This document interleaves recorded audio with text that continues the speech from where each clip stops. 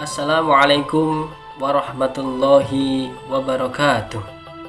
Hamdan wa tamjidan wa syukran ala ma akmalta lana min dinil Islam, wa nusalli wa nusallimu ala sayyidil anam sayyidina wa habibina wa maulana Muhammad. Allahumma rabbi shrahli sadri wa yassirli amri wahlul 'uqdatam min lisani yafqahu qawli. Amma ba'du. Hadirin kaum muslimin yang dirahmati Allah Subhanahu wa taala. Pada kesempatan perdana kali ini, izinkanlah saya menyampaikan pesan-pesan singkat melalui media sosial. Tidak lain hanyalah saya menepati titah dari kiai yang pantang bagi seorang santri untuk tidak mengatakan sam'an wa ta'atan, sami'na wa atokna kepada kiai. Hadirin kaum muslimin dimanapun panjenengan berada, pada kesempatan kali ini saya akan membacakan atau mengulas kembali satu buah hadis yang sudah sangat fenomenal, sudah sangat terkenal, sudah sangat populer di mata panjenengan semua. Bahkan masyarakat yang paling awam pun sudah mengenalnya. Namun sekali lagi saya ulangi bahwasanya saya hanyalah menjalankan titah hamba sebagai seorang santri yang pantang untuk mengatakan tidak sam'an wa ta'atan kepada seorang kiai.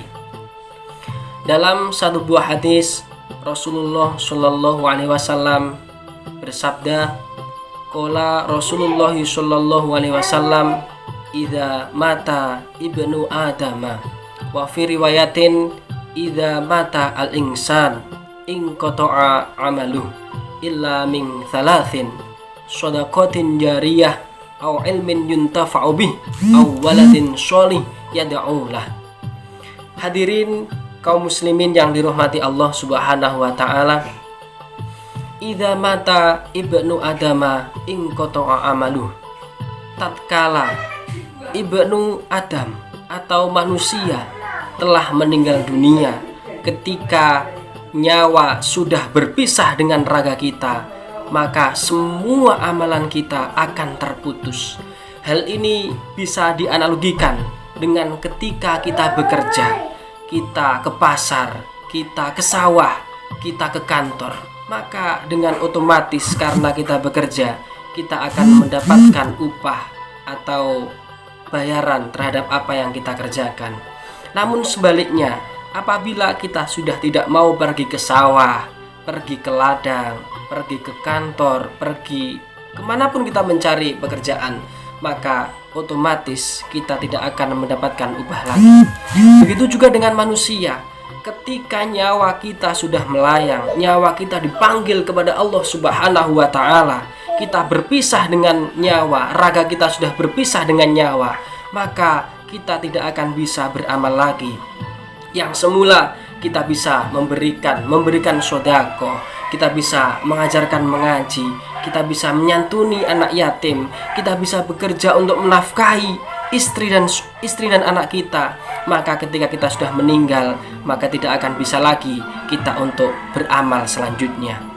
Namun Rasulullah bersabda, ada 3 amalan yang apabila meskipun kita sudah meninggal, maka amalan tersebut pahalanya akan terus mengalir. Yang pertama adalah shadaqatin jariyah, yakni sedekah yang akan terus mengalir pahalanya.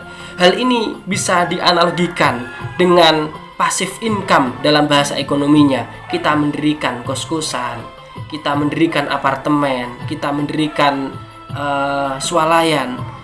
Meskipun kita sudah tidak bekerja, namun apabila apartemen kita, swalayan kita masih dikunjungi oleh orang, masih dimanfaatkan oleh orang, maka otomatis kita akan mendapatkan upah meskipun kita tidak bekerja.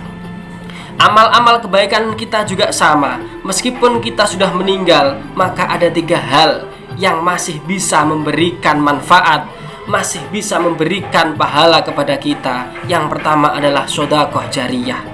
Dalam bahasa yang lebih formal, dalam bahasa yang lebih familiar, para ulama menyepakati sedekah jariyah adalah wakaf. Oleh karena itu, marilah kita berwakaf semampu kita.